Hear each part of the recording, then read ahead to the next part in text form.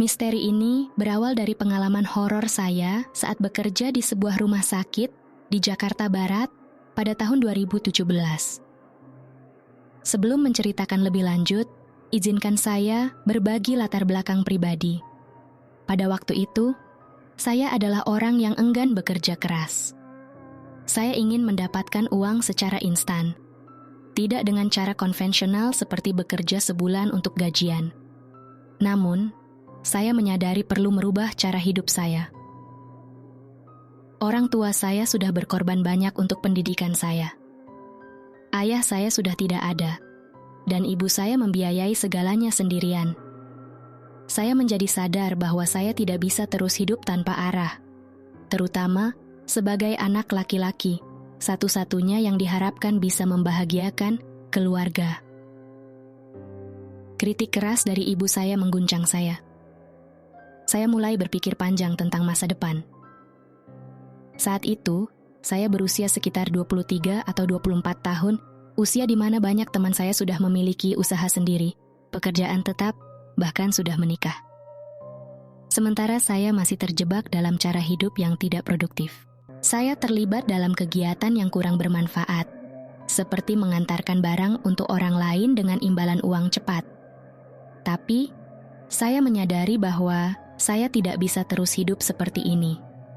Saya harus mengubah jalan hidup saya. Suatu malam minggu, ketika teman-teman saya berkumpul di rumah, main gitar dan ngopi, ipar saya. Cerita ini berlanjut dengan pengalaman saya ketika abang ipar saya datang ke rumah. Dia melihat saya sedang bersantai dengan teman-teman, bermain gitar dan berkumpul. Abang ipar saya yang bekerja di sebuah rumah sakit menegur saya tentang kebiasaan tersebut. Dia kemudian menawarkan pekerjaan di rumah sakit tempat dia bekerja. Tanpa banyak berpikir, saya menerima tawaran tersebut. Saya ingin keluar dari zona nyaman dan memulai sesuatu yang baru. Senin berikutnya, saya pergi ke rumah sakit di Jakarta Barat untuk melamar pekerjaan. Berkat kenalan abang ipar saya yang bekerja di HRD rumah sakit itu, saya diterima dengan mudah. Pada hari pertama, HRD mengatakan bahwa saya harus mengikuti senior untuk mempelajari rutinitas dan area kerja.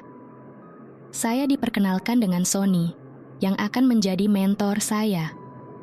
Sony menjelaskan kegiatan sehari-hari, mulai dari membersihkan lobi, memeriksa ruangan dokter spesialis, hingga membersihkan kamar mandi. Rumah sakit tempat saya bekerja terdiri dari 5 lantai, dengan poli anak di lantai dasar, ruang perawatan di lantai 2, ruang operasi di lantai 3, dan ruangan kelas 1 di lantai 4. Lantai 5 digunakan untuk senam hamil dan hanya aktif pada hari Sabtu dan Minggu. Setelah beberapa hari mengikuti rutinitas tersebut, saya mulai diberi tugas sendiri. Saya bertanggung jawab membersihkan ruang perawatan di lantai 2. Pada awalnya, segalanya berjalan lancar, hingga suatu kejadian tak terduga terjadi yang mengubah segalanya. Kisah saya di rumah sakit berlanjut dengan kebingungan saya saat pertama kali diberi tugas di ruang perawatan lantai 2. Karena sebelumnya saya hanya dilatih oleh Sony di lantai 1, di area poli. Saya akhirnya harus menelepon pembimbing saya untuk menanyakan detail pekerjaan di lantai 2. Saya diberitahu untuk melakukan rutinitas biasa seperti menyapu, mengepel, dan membersihkan kamar. Saat membersihkan sebuah kamar yang saya sebut kamar jeruk, saya bertemu dengan seorang ibu-ibu yang meminta saya membelikannya teh. Meskipun saya sedang bekerja, saya tidak bisa menolak permintaan pasien.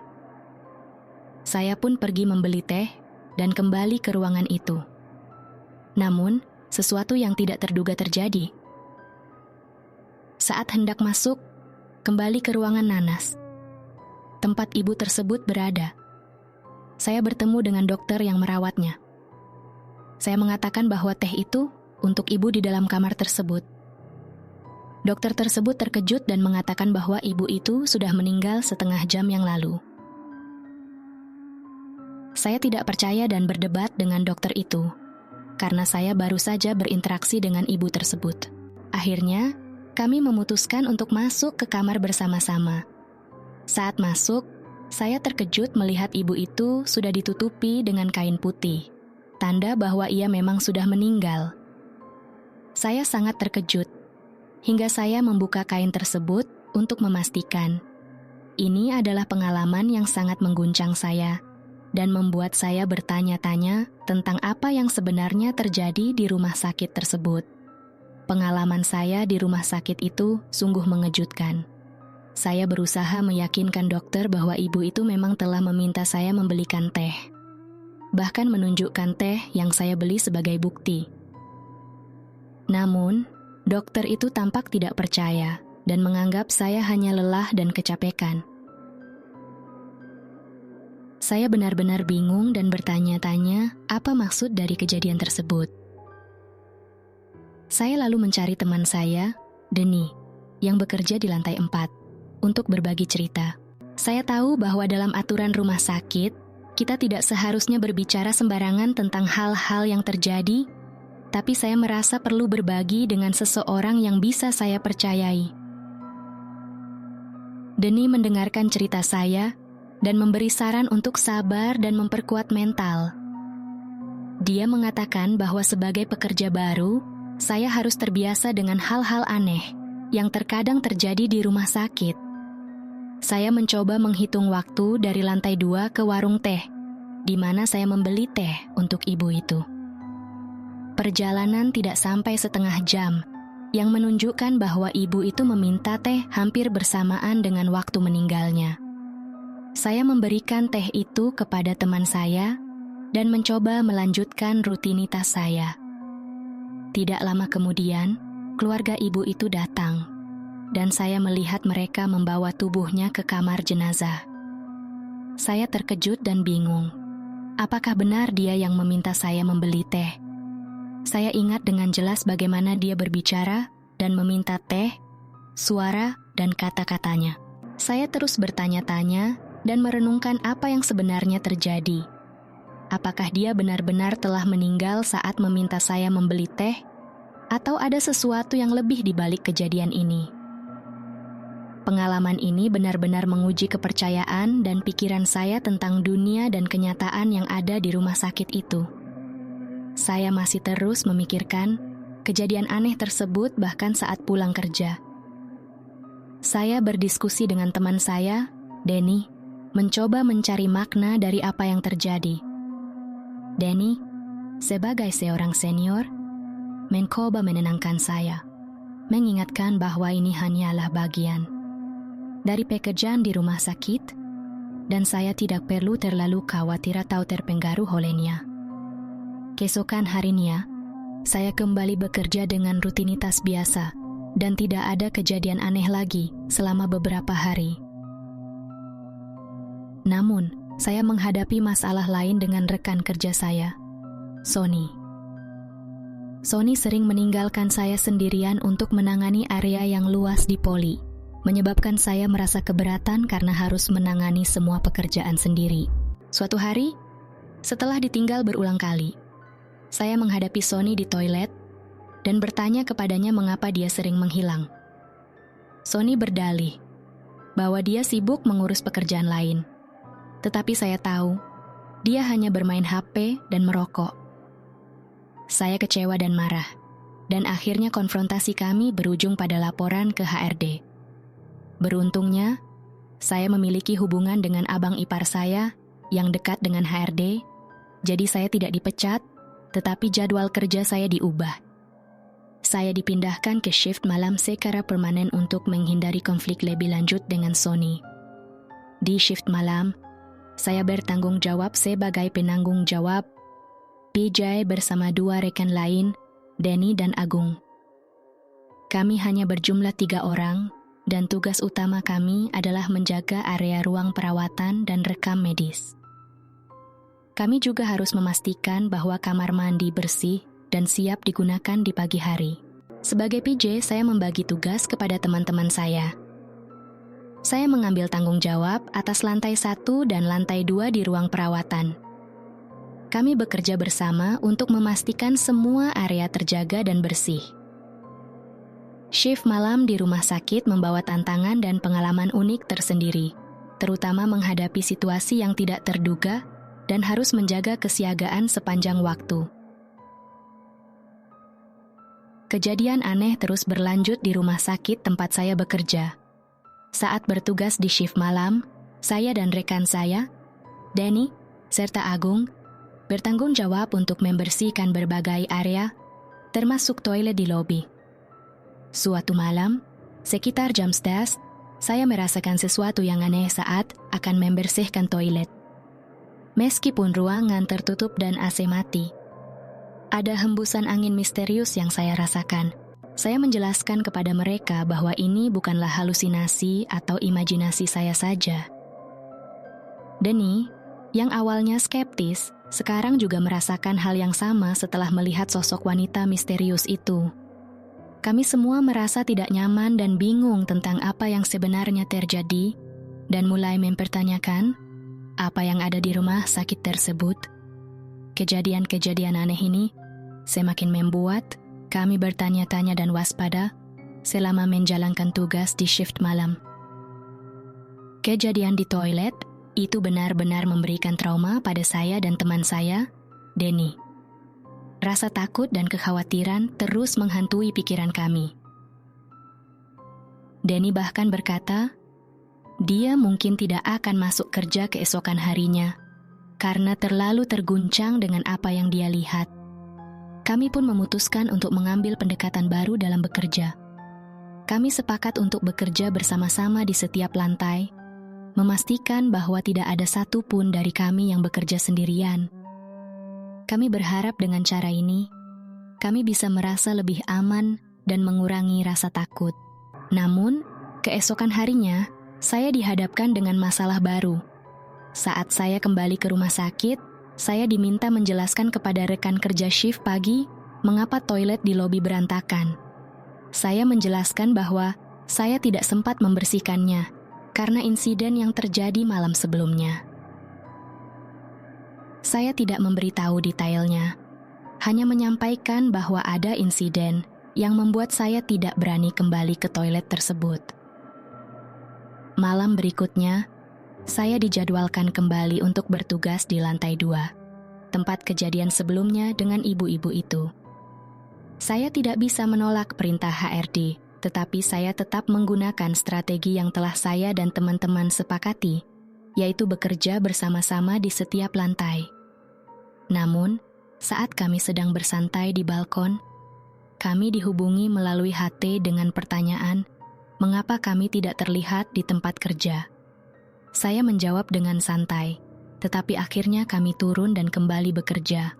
Ketika kami berusaha membersihkan poli, tempat saya melihat penampakan kuntilanak sebelumnya, kami menggunakan mesin pembersih. Mesin itu, meskipun tidak tercolok, tiba-tiba mulai berbunyi dan berputar. Saya merasa sangat frustasi dan takut. Bertanya-tanya, apa lagi yang sedang terjadi?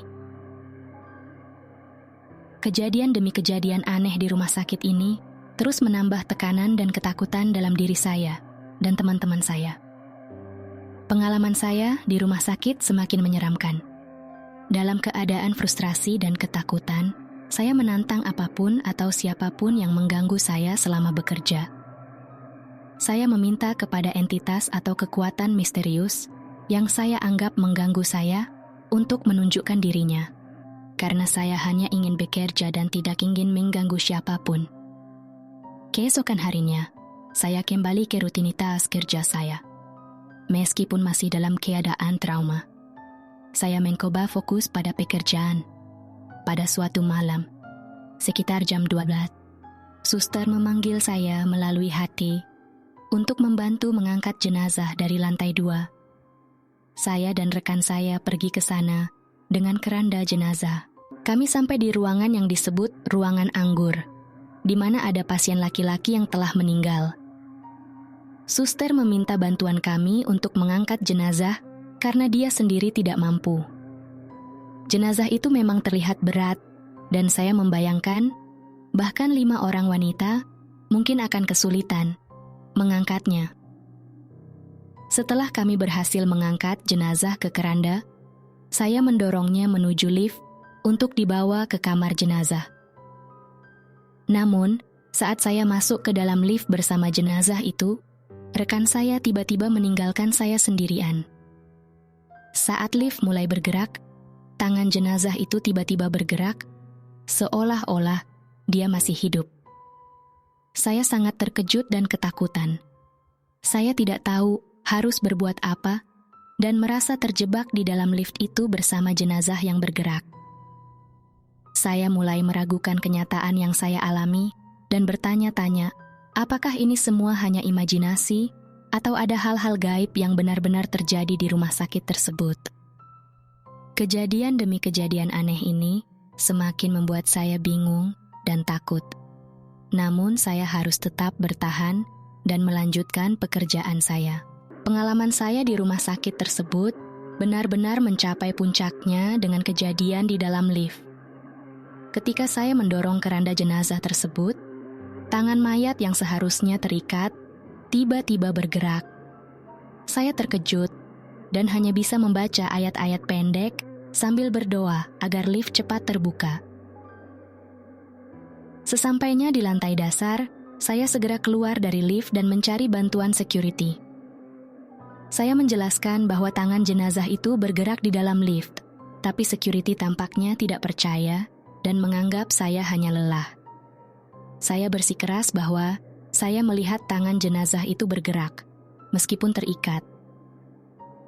Ketika saya dan security kembali ke tempat jenazah itu, kami menemukan bahwa tangannya terikat kembali dengan rapi, seolah tidak pernah ada yang terjadi. Security itu hanya menyarankan agar saya tidak terlalu banyak bekerja dan beristirahat.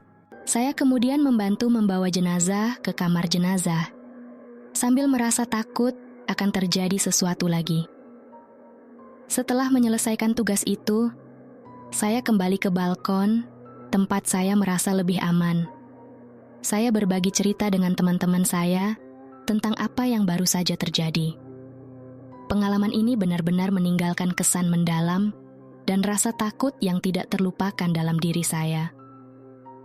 Saya mulai merasa bahwa ada sesuatu yang tidak biasa dan mungkin bersifat supernatural di rumah sakit tempat saya bekerja. Ini bukan hanya tentang kelelahan atau halusinasi, tetapi ada sesuatu yang sulit dijelaskan dan membuat saya terus mempertanyakan realitas di sekitar saya. Situasi di rumah sakit semakin menegangkan. Saya marah pada teman saya yang meninggalkan saya sendirian di dalam lift bersama jenazah. Saya memprotes keras, mengatakan bahwa jika kejadian serupa terjadi lagi, saya akan melaporkannya ke HRD.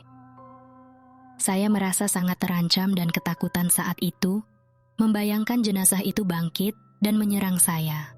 Karena ketakutan yang terus menghantui pikiran saya memutuskan untuk menukar jadwal kerja dengan teman saya, Denny, hanya untuk sehari, agar bisa sedikit melepaskan diri dari pikiran-pikiran mengerikan itu. Namun, usulan saya ditolak oleh pembimbing saya, dan saya terpaksa melanjutkan bekerja di shift malam.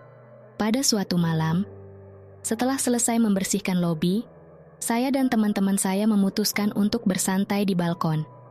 Kami membawa rokok, kopi, dan camilan. Setelah sekitar 1 jam, saya mendapat pesan dari HRD melalui WhatsApp. HRD meminta saya untuk membersihkan kaca, karena ada tugas yang belum diselesaikan oleh shift sore. Saya turun ke lantai dasar untuk mengambil alat-alat pembersih kaca yang tersimpan di janitor. Saya memberitahu teman-teman saya untuk tetap santai di balkon sementara saya melakukan pekerjaan tersebut. Dengan penuh rasa tanggung jawab, saya mulai membersihkan kaca, mencoba untuk tidak terlalu memikirkan kejadian-kejadian aneh yang terus menghantui saya di rumah sakit itu. Saya berusaha keras untuk tetap fokus pada pekerjaan saya, meskipun rasa takut dan kekhawatiran masih terus mengganggu pikiran saya. Pengalaman saya di rumah sakit terus berlanjut dengan kejadian yang semakin misterius. Saat saya sedang membersihkan kaca, saya menyadari bahwa saya lupa membawa wiper. Saya kembali ke lantai dasar untuk mengambilnya. Namun saat kembali, saya melihat sesuatu yang tidak biasa. Di ruangan poli, yang seharusnya sudah tutup dan gelap pada jam tersebut, saya melihat 4 orang, seorang ibu, bapak, dan 2 anaknya, duduk di bangku pojok. Saya bertanya-tanya bagaimana mereka bisa berada di sana, mengingat ruangan itu sudah terkunci, dan saya memiliki kuncinya. Dengan rasa penasaran, saya mendekati mereka untuk menanyakan apa yang mereka lakukan di sana. Namun, mereka tidak merespons sama sekali ketika saya bertanya.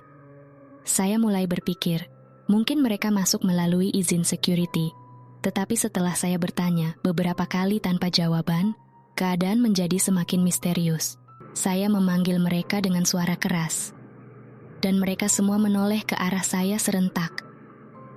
Wajah mereka terlihat aneh dan seragam, membuat saya terkejut dan ketakutan. Saya segera berlari keluar, membuka lift dengan tergesa-gesa, dan kembali ke balkon tempat teman-teman saya berada. Dengan rasa penasaran yang masih menggoda, saya membawa teman saya, Denny, untuk memeriksa ruangan poli itu lagi. Namun, ketika kami kembali ke tempat di mana saya melihat keluarga tersebut, tidak ada siapa-siapa di sana lagi. Mereka sudah menghilang. Kejadian ini menambah daftar pengalaman gaib yang saya alami di rumah sakit itu. Saya merasa semakin yakin bahwa ada hal-hal supranatural yang tidak bisa dijelaskan di sana, yang membuat saya semakin waspada dan berhati-hati saat menjalankan tugas di shift malam. Pengalaman saya di rumah sakit ini semakin kompleks dengan kejadian yang terus-menerus terjadi. Saya berusaha meyakinkan teman saya bahwa apa yang saya lihat bukan hanya halusinasi. Untuk membuktikan hal ini, kami pergi ke ruang keamanan untuk melihat rekaman CCTV. Ternyata, rekaman itu menangkap adanya gerakan atau bayangan misterius di area poli. Penjaga keamanan juga menganggapnya sebagai fenomena supernatural. Teman saya akhirnya percaya dan bersedia menemani saya membersihkan kaca. Saya terus melakukan pekerjaan saya meskipun masih terganggu oleh kejadian-kejadian tersebut. Saya ingin terus bekerja dan keluar dari zona nyaman saya yang lama. Meskipun saya masih terkejut dan terganggu oleh pengalaman-pengalaman aneh itu, saya mencoba tetap fokus pada pekerjaan dan menyelesaikannya dengan baik. Ketika saya pulang, saya masih terus memikirkan kejadian di rumah sakit. Saya bahkan bertanya kepada tetangga saya yang juga memiliki pengalaman kerja di rumah sakit tentang fenomena supernatural yang sering dilihat oleh penghuni rumah sakit selama shift malam. Jawaban tetangga saya adalah hal seperti itu wajar terjadi di rumah sakit, dan yang penting adalah memiliki kesabaran dan kekuatan mental.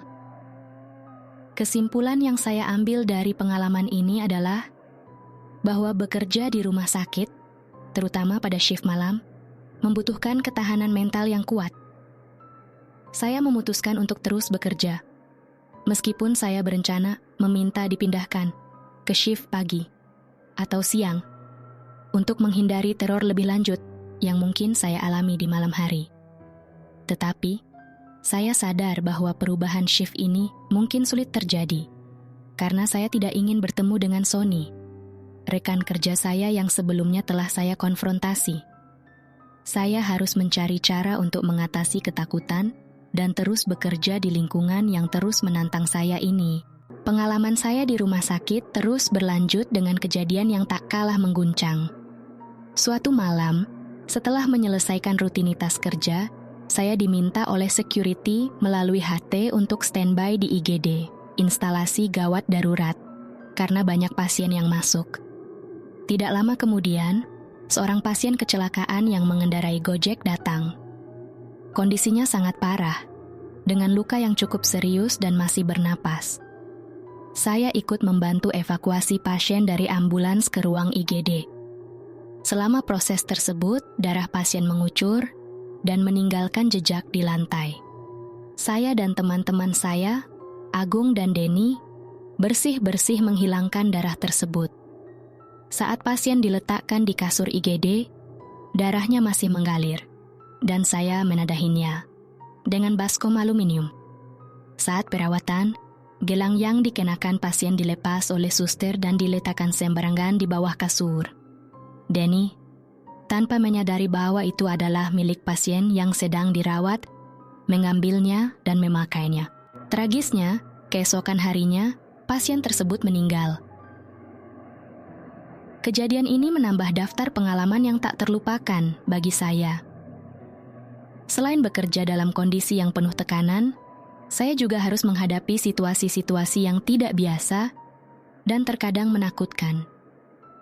Pengalaman ini tidak hanya mengajarkan saya tentang pentingnya kekuatan mental dalam bekerja di lingkungan rumah sakit, tetapi juga memberi pelajaran tentang pentingnya menghargai barang-barang pribadi pasien, terlepas dari situasi apapun yang terjadi. Ini menjadi pengingat bagi saya dan teman-teman saya untuk selalu waspada dan menghormati setiap individu, bahkan dalam keadaan darurat sekalipun. Kejadian aneh terus berlanjut di rumah sakit tempat saya bekerja. 3 hari setelah pasien ojek online, ojol, yang mengalami kecelakaan meninggal, rekan kerja saya, Agung, yang secara tidak sengaja mengambil gelang milik almarhum, mengalami kejadian yang menakutkan. Agung sedang bekerja di lantai perawatan, dan ketika dia masuk ke kamar mandi untuk mencuci kain, ia melihat sosok dengan wajah hancur, mirip dengan wajah korban kecelakaan tersebut, di pojok kamar mandi. Terkejut dan ketakutan, ia memutuskan untuk pulang lebih awal, mengaku tidak enak badan. Agung tidak menceritakan detail kejadiannya kepada saya pada saat itu. Tetapi ekspresinya yang pucat dan ketakutan membuat saya curiga. Keesokan harinya, Agung kembali bekerja dan bertemu dengan saya sebelum briefing. Saya bertanya kepadanya tentang apa yang terjadi malam sebelumnya. Dia akhirnya bercerita tentang pengalaman menakutkannya di kamar mandi dan menyebutkan sosok yang ia lihat mirip dengan korban kecelakaan ojol. Saya menyarankan Agung untuk banyak membaca doa dan berusaha tetap tenang.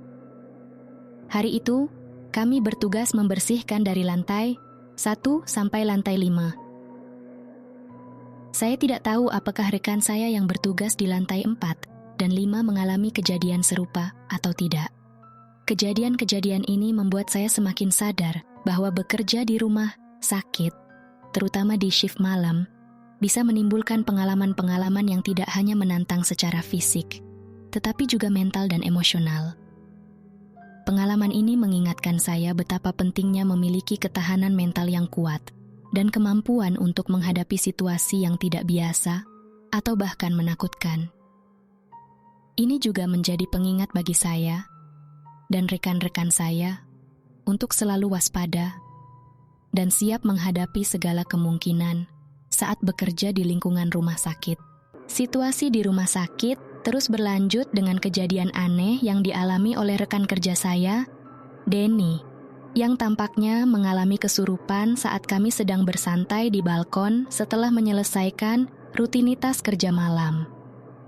Kami biasanya membersihkan setiap ruangan dengan mengeluarkan kursi-kursi dan membersihkannya secara menyeluruh. Setelah selesai, kami biasanya menghabiskan waktu di balkon untuk bersantai. Pada suatu malam, saat kami sedang ngopi, Denny tiba-tiba berhenti bermain Mobile Legends dan menjatuhkan ponselnya. Dia tampak ketakutan dan menunjuk ke arah Agung, rekan kerja kami yang lain. Saya merasa penasaran dan bertanya-tanya, apa yang sebenarnya terjadi pada Agung ketika dia bertugas di IGD, yang membuatnya dihantui atau diteror seperti ini. Setelah Denny sedikit pulih dari kesurupannya, saya membelikannya kopi, rokok, dan nasi uduk, dan memintanya untuk menceritakan secara detail apa yang terjadi. Akhirnya, Agung mengakui bahwa dia mengambil gelang milik pasien kecelakaan yang meninggal di IGD. Dia tidak menyadari bahwa tindakannya itu akan membawa dampak spiritual seperti ini. Saya menegur Agung dan mengatakan bahwa dia tidak seharusnya mengambil barang milik orang lain, terutama milik pasien yang meninggal. Agung mengakui bahwa dia tidak berpikir bahwa korban kecelakaan tersebut akan menghantuinya karena mengambil gelangnya. Saya mencoba mencari solusi untuk masalah ini dan berpikir tentang langkah selanjutnya yang harus diambil untuk mengatasi situasi ini, baik untuk Agung maupun untuk kami semua yang bekerja di rumah sakit tersebut. Kejadian ini menjadi pelajaran penting tentang pentingnya menghormati milik orang lain dan konsekuensi dari tindakan yang mungkin tidak kita sadari dapat berdampak besar.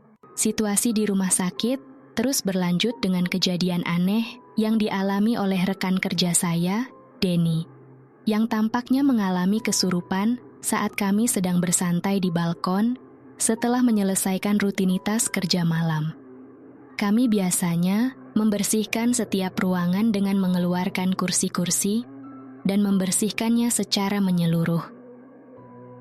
Setelah selesai, kami biasanya menghabiskan waktu di balkon untuk bersantai. Pada suatu malam, saat kami sedang ngopi, Denny tiba-tiba berhenti bermain Mobile Legends dan menjatuhkan ponselnya.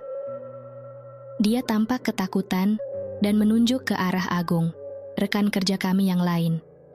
Saya merasa penasaran dan bertanya-tanya apa yang sebenarnya terjadi pada Agung ketika dia bertugas di IGD yang membuatnya dihantui atau diteror seperti ini.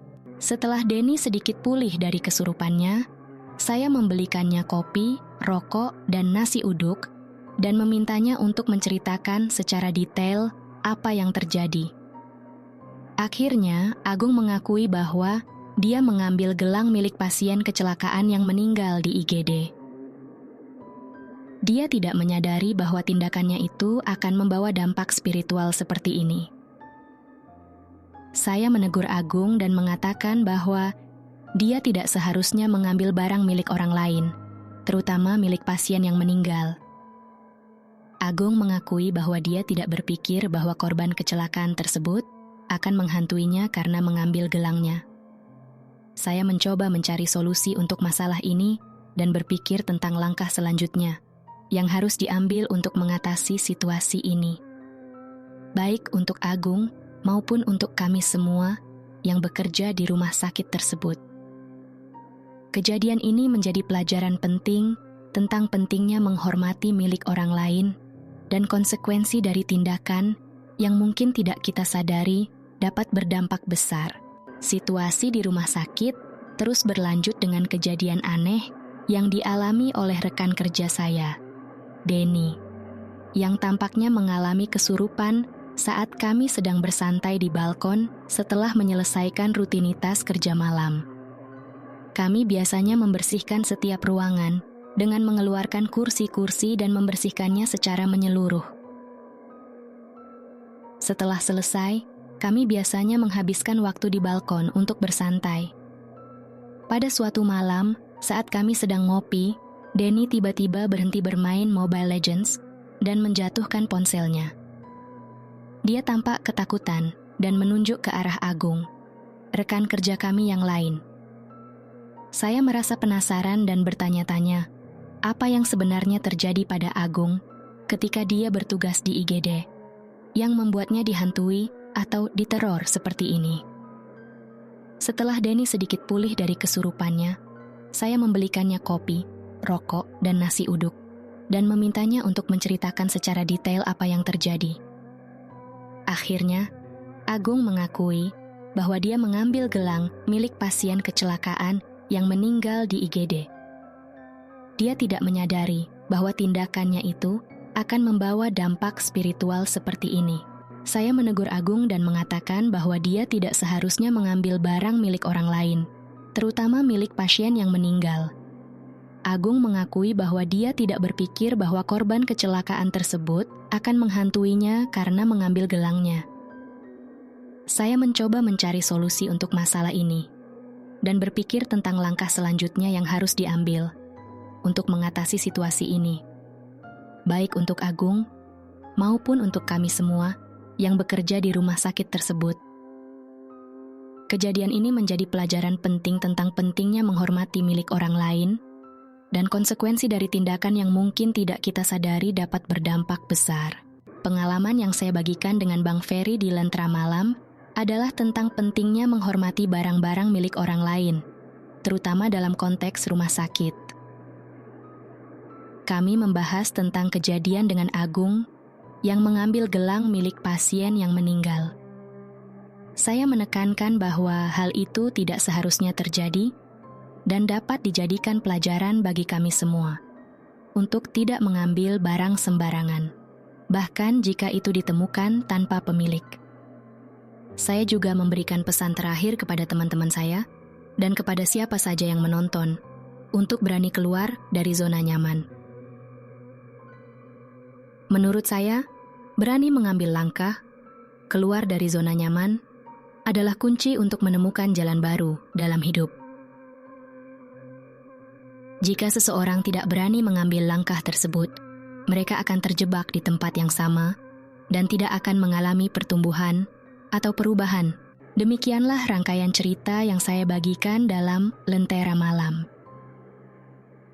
Melalui pengalaman-pengalaman yang saya alami, baik yang menantang maupun yang menakutkan, saya belajar banyak hal.